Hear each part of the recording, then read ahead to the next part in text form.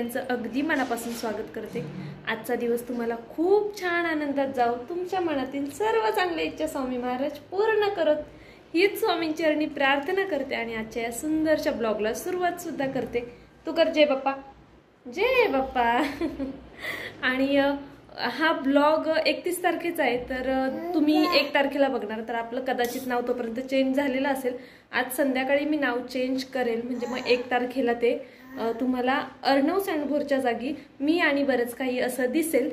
तर चला आता आरूला आणायला जायचे। आरूची स्कूल आज लवकर सुटणार आहे, मोठ्या मुलांची एक्झाम चालू आहेत। आरूचे 5 तारखेपासून चालू होणार आहेत, तर त्याच्या आज 11 वाजता सुटणार आहे स्कूल। आता अर्धा तास बाकी आहे, माझं आवरलंय। घरामध्ये एवढं ऊन येतं ना की डोळ्यावरती चमकतं का, तरी दरवाजा अर्धा बंद आहे। हो ना आदू? हा काय हाय कडा दादा, हा दादा, दादाला आणायला जायचे ना। हाय करा, हाय, हॅलो, फ्लाइंग किस दे।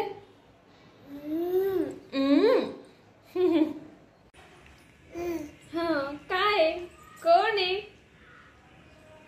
कोण आहे? रंग झालं। आरूचं होमवर्क चाललंय, बोलून दे बा। कोण आहे, कोण आहे? आदुडीची भोप झाली, बोल, भोप झाली माझी। हा मी आत्ताच उठलो। बिवडू बाई अशी काय चालते, अशी काय चालते पिल्लू?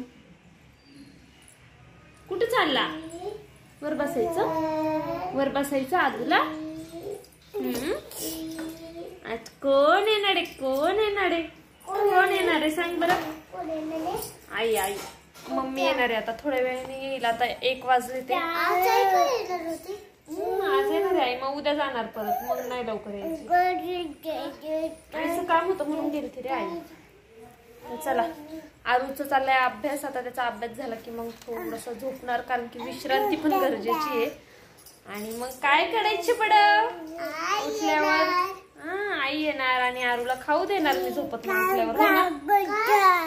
मग आरूने होमवर्क केला म्हणून देणार काहीतरी, आणि त्याला आधी सांगणं चुकीचं असतं। मग काय होतं, नाहीतर तो कंटिन्यू विचारत राहतो काय देणार, सांग ना मम्मा मला काय देणार आहे तू। एक शब्द लिहिला तुम्हाला काय देणार आहे, मग हे झाल्यावरती असं करत राहतो।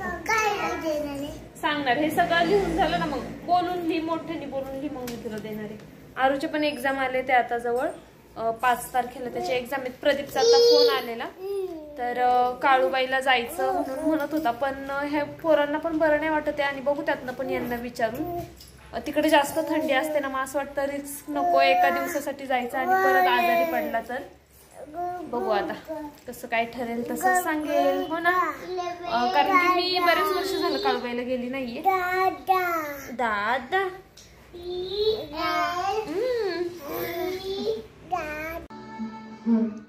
काय खाते डी पिल्लुडी? छान छान आहे, सांगतोय छान छान आहे। मम्मी आली आहे आणि मम्मीने दाबेली आणली आहे त्याला। दादा भोपलाय आणि आदूची छान मजा चालली ना। अरे वा,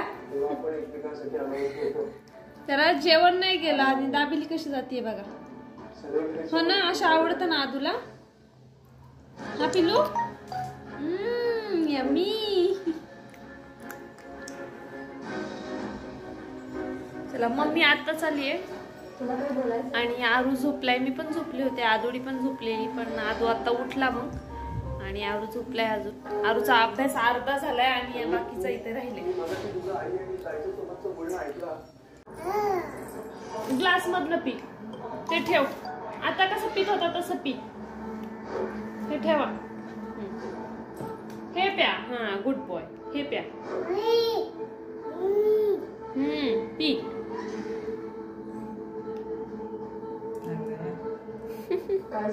भरलेला आहे ग्लास दिसून टाकून, बाश बाश बाश। आयशा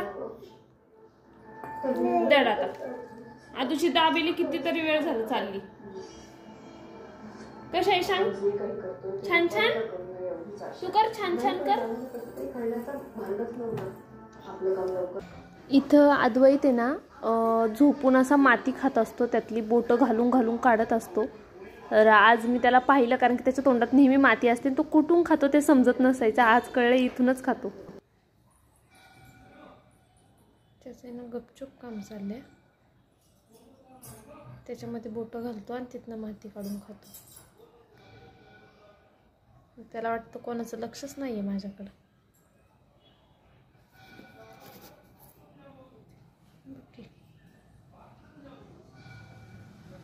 झाली खाऊन.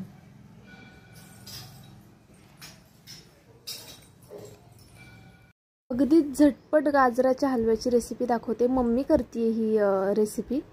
तर इथे 1 चमचा तूप टाकलेलं आहे आणि तुपामध्ये ड्रायफ्रूट तुमच्याकडे जे असतील ते टाकायचे आहेत कट करून. तर मी इथे फक्त बदाम घेतले ते, कारण की बदाम होते, काजू संपले होते, त्यामुळे मग बदाम टाकलेत. बदाम थोडेसे तुपामध्ये परतले की त्याच्यामध्ये गाजर घालायचे आपल्याला किसलेलं. आणि गाजर मोठ्या किसणीने किसलंय मी. तुमच्याकडे म्हणजे जे असेल त्या किसणीने किसून घ्या. त्यानंतर नाही ते दूध घातलेले 1 पेलाभर. तुम्ही तुमच्या अंदाजे दूध कमी जास्त करू शकता, पण 1 पेला ह्याला इनफ होतं. नंतरनं ते शिजल्याच्या नंतरनं थोडंसं म्हणजे दूध साईडने सुटतं वगैरे. तरी ती बघा आता साखर टाकून घेतली. आणि आपण काय होतं, कढईमध्ये केलं ना की खूप जास्त वेळ जातो.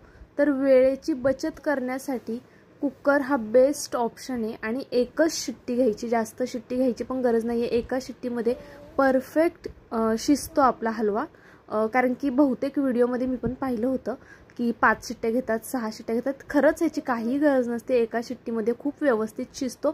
त्यानंतर फक्त हे परतून घ्यायचं आहे आपल्याला आणि मोठा गॅस करून दूध आटेपर्यंत हे व्यवस्थित छान परतून घ्यायचे. तर कलर नंतर एवढा सुंदर आला होता.